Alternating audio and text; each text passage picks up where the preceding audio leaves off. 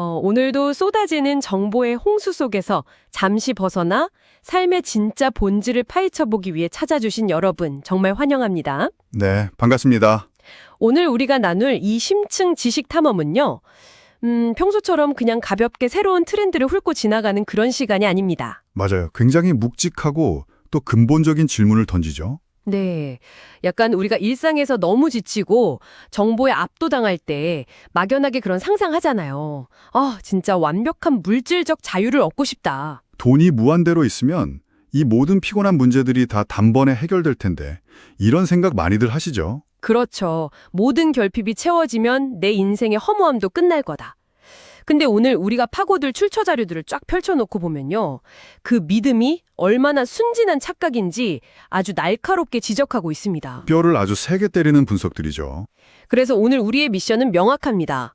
자산 20조 원을 보유한 대한민국 1위 부자의 실제 사례, 그리고 이를 분석한 심리학적 연구들을 해부해보는 겁니다. 네, 완벽한 풍요 속에서도 인간이 기어코 맞닥뜨리게 되는 존재의 허무함, 그 실체를 규명해 볼 거고요. 그리고 더 나아가서 20조 원이라는 그 천문학적인 돈 없이도 지금 당장 일상에서 이 허무함을 의미로 바꿀 수 있는 명확한 해결책을 찾아내는 게 오늘의 핵심이 되겠습니다. 좋습니다. 그럼 바로 시작해 볼까요? 오늘 자료를 보면 아주 시각적으로 대비되는 흥미로운 숫자 3개가 등장합니다. 그 부분 정말 이상적이었어요. 통장에 찍힌 20조 원. 이건 사실 우리 뇌가 그 규모를 직관적으로 파악하기도 힘든 엄청난 숫자잖아요. 가늠이 안 되죠. 0이 도대체 몇 개인지. 그런데 이 압도적인 부의 주인공이 동네 편의점에서 산 2,000원짜리 립밤을 마르고 과거 구치소 수감 시절 식판에 배식된 그 1,440원짜리 콩밥을 묵묵히 비워냈다는 대조적인 기록이 나옵니다. 이 세 가지 숫자의 교차는요, 단순한 경제기사, 가십으로 소비할 게 아닙니다. 아주 철저한 심리학적 증거로 읽어야 하거든요. 심리학적 증거요? 네. 돈이라는 도구가 인간의 물리적 생존이나 물질적 결핍을 지워내는 데는 완벽하게 작동합니다. 하지만 나는 왜 존재하는가? 이 내면의 텅 빈 블랙홀을 메우는 데는 철저히 무력하다는 사실을 보여주는 거죠. 마치 모든 변수를 통제한 완벽한 심리실험 결과와도 같은 겁니다. 모든 것을 가져본 사람일수록 오히려 더 깊은 의미의 블랙홀에 빠지기 쉽다는 아주 잔인한 진실을 예고하는 거죠. 물질적 풍요가 오히려 허무함의 블랙홀을 더 깊게 만든다.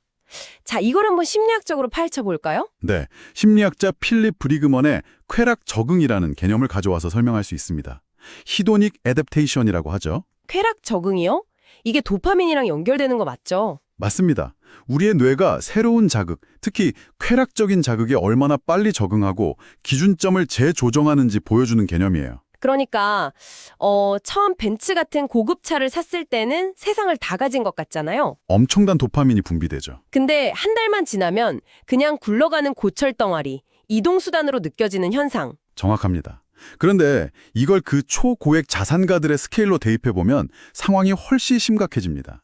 평범한 수준을 넘어서 예를 들어 100억 원짜리 요트를 사고 수조 원 단위의 기업 인수를 결정하는 수준의 그 엄청난 도파민 분비를 매일 겪는 뇌를 상상해보세요. 상상만 해도 뇌가 과부하 걸릴 것 같은데요? 그렇게 뇌의 보상 회로가 엄청난 자극에 맞춰져 버리면 일종의 하향 조절이 일어납니다. 평범한 일상적 자극으로는 보상 시스템이 아예 작동조차 하지 않는 상태가 되는 거죠. 여기서 정말 흥미로운 점은 자극의 끝판왕을 경험한 뇌는 일상의 사소한 행복을 감지하는 그 기능 자체가 고장 나버린다는 거군요? 네, 그게 바로 쾌락 적응의 가장 무서운 부작용입니다. 이걸 우리는 흔히 풍요 속의 빈곤이라고 부르고요. 그렇네요. 그 초고액 자산가들이 일상에서 무덤덤해 보이는 건 그들이 오만해서가 아니라 신경생물학적으로 행복 감지기가 마비되었기 때문일 확률이 높습니다. 평범한 우리가 퇴근길 편의점에서 신상 과자를 고르며 느끼는 그 찰나의 즐거움 있잖아요. 네, 그 소소한 즐거움. 그게 거대한 기업 집단을 소유한 사람이 100억짜리 요트를 샀을 때 얻는 쾌락보다 뇌과학적으로는 훨씬 더 클 수 있다는 계산이 나옵니다. 와, 100억짜리 유튜보다 2,000원짜리 신상 과자가 주는 도파민이 더 클 수 있다? 지금 듣고 계신 여러분, 만약 여러분이 지금 특별히 부족한 게 없는데도 유독 무기력하고 허무하다면요. 네. 그건 무언가를 더 소유해야 한다는 신호가 아닐 수 있습니다. 오히려 스마트폰, 쇼폰 콘텐츠 이런 과잉 자극에 너무 노출돼서 뇌의 행복 감지기가 고장 난 것일 수 있다는 아주 예리한 통찰이네요. 맞습니다. 그리고 이렇게 뇌의 보상 체계가 마비된 상태에서는 관계라는 본질적인 욕구도 왜곡되기 마련이죠. 이재용 회장의 일화가 떠오릅니다. 자료에 아주 흥미로운 대목이 있었어요. 어떤 부분이었죠? 주변에서 재혼을 권유했을 때 부모님 눈높이에 맞추기 어렵고 혼자 지내는 게 편하다. 이렇게 답했다는 내용이요. 네, 혼자가 편하다. 태어날 때부터 수많은 타인의 시선과 기대를 짊어지고 살아온 이 최고 금수저의 이면에 굉장히 차가운 고독이 숨어 있다는 느낌을 받았거든요. 심리학적으로 보면 그 혼자가 편하다는 말에는 크게 두 가지 묵직한 의미가 담겨 있습니다. 첫째는 관계의 피로도가 한계에 달했다는 거고요. 관계의 피로도? 둘째는 온전한 나 자신으로 존재할 수 있는 공간이 너무나 절실하다는 뜻입니다. 특히 그 재벌가라는 특수한 환경을 생각해 보세요. 내가 맺는 모든 관계가 저 사람이 진짜 나를 좋아하는 건지 내 배경을 좋아하는 건지 의심하게 될 것 같아요. 맞아요. 모든 관계가 비즈니스적인 거래나 전략으로 변질되기 쉽죠. 끊임없이 검열해야 하니까 진정한 연결이나 애착이 형성될 자리가 없는 겁니다. 가면을 쓰고 연극을 해야만 유지되는 관계는 남는 게 고독뿐이거든요. 이건 지금 듣고 계신 여러분의 삶에도 아주 중요한 질문을 던지게 하죠. 만약 여러분이 모임이나 회식 자리를 다녀와서 집에 혼자 돌아오는 길에 유독 텅 빈 허무함을 느낀다면 말입니다. 네, 다들 한 번쯤 겪어보셨을 감정이죠? 그 만남이 진짜 나를 보여준 게 아니라 상황에 맞춰 철저히 계산된 페르소나, 즉 가면을 쓴 연극이었기 때문일 수 있다는 겁니다. 에너지만 소모하고 진짜 연결은 없었던 거죠. 정확한 분석입니다. 근데요, 여기서 정말 흥미로운 부분이 등장합니다. 분위기를 좀 환기해 볼게요. 네, 어떤 반전이죠? 그렇게 완벽하게 통제되고 풍요로운 삶을 살던 인물이 대중의 눈에 가장 인간적이고 생생한 활력을 띄었던 순간들이 언제였나 살펴봤더니요. 네, 화려한 성공의 타이밍이 아니었습니다. 청년 시절에 이삼성 사업이 처참하게 실패했을 때, 두 번의 수감 생활을 견뎌야 했을 때, 그리고 복막염으로 대장을 절취하는 생사의 고비를 넘길 때였어요. 그 가장 어둡고 고통스러운 시기들이 오히려 영혼을 깨웠다는 거군요. 맞습니다. 인생에서 가장 바닥을 쳤던 그 실패와 고통의 시기가 역설적인 치료제로 작용한 건데요. 전문가님, 왜 고통이 허무함을 이기는 건가요? 진화 심리학적으로 아주 명쾌하게 설명이 됩니다. 인류의 뇌는요, 생존에 직결되는 명확한 결핍이나 위협이 발생하면 그 추상적인 실존적 고민을 즉각적으로 셧다운시키도록 설계되어 있습니다. 셧다운이요? 아예 차단해버린다는 거죠. 네, 배고픈 사람은 내 인생의 의미는 무엇인가 묻지 않아요. 오직 밥이라는 목표에 집중하죠. 허무함이라는 건 결국 치열한 생존 위협이 사라진 배부른 소크라테스만의 전유물이라는 통찰입니다. 와, 배부른 소크라테스의 전유물이다. 화려한 회장실에서 수많은 결제 서류를 볼 때보다 차가운 구치소에서 1440원짜리 콩밥을 먹으며 종교 서적을 읽을 때 어쩌면 그의 영혼과 뇌는 현재라는 시간에 가장 강력하게 닻을 내리고 깨어 있었을 겁니다. 고통이 의식을 생존으로 강제 결속시킨 거죠. 듣고 계신 여러분, 만약 여러분이 지금 당장 너무 고통스럽고 치열해서 나는 왜 이렇게 살지 고민할 틈조차 없다면요.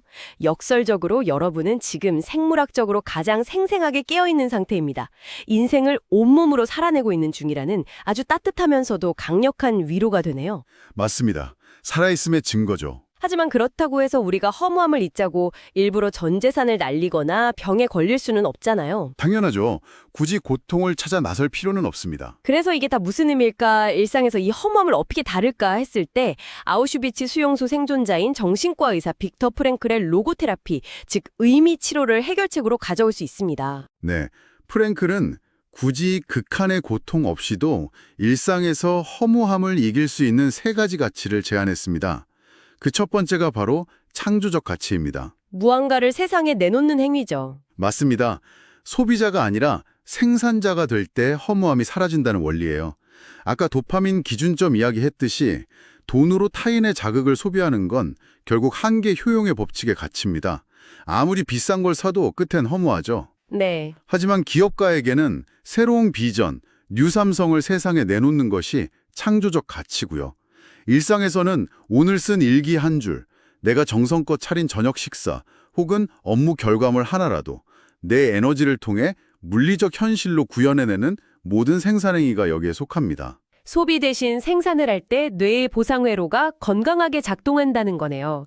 두 번째 가치는 경험적 가치입니다. 네, 경험적 가치는 감각에 온전히 집중하는 걸 뜻합니다. 누군가를 사랑하거나 자연을 느끼는 것 같은 원초적인 거죠. 자산가들이 집안에 수만 번 맑게 쉬겠다고 3천만 원씩 내면서 공기정화 장치 돌리잖아요. 그렇죠. 엄청난 비용을 들여서라도 얻고자 하는 게 결국 맑은 공기를 들이마시는 그 호흡 자체인 거거든요. 그러니까 평범한 일상 속에서 당연하게 여겨지는 그 숨쉬는 것 자체의 소중함, 길을 걷다 느끼는 서늘한 바람, 이런 감각에 온전히 집중해보라는 거군요. 굳이 3천만 원 안 들여도 우리는 할 수 있으니까요. 맞습니다. 그리고 세 번째가 가장 중요한데요. 바로 태도적 가치입니다. 운명을 대하는 방식이요? 네, 병이나 가난, 사랑하는 사람과의 이별, 살다 보면 자본의 크기나 노력으로 바꿀 수 없는 절대적인 한계 상황들이 닥쳐옵니다. 누구에게나요? 이때 닥쳐온 비극을 그저 나를 파괴하는 저주로 볼 것인가? 아니면 이 엄청난 고통을 나의 내면을 단련하는 숭고한 과정으로 재정의할 것인가?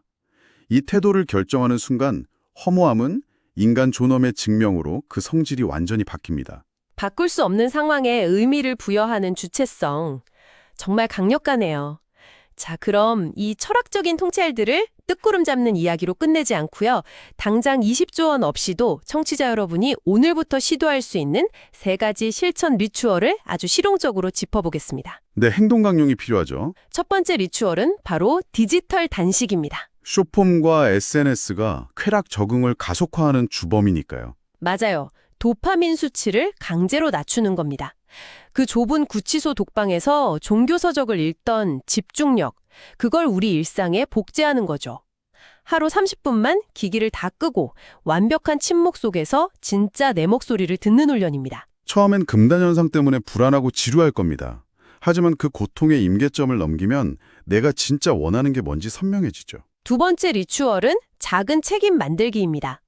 내가 쓸모없다는 그 반물질화의 느낌이 허무함을 부르거든요. 네, 나라는 존재가 사라져도 세상에 아무 변화가 없을 것 같다는 감각이죠. 이걸 막는 가장 강력한 방패가 누군가 나를 필요로 한다는 감각입니다.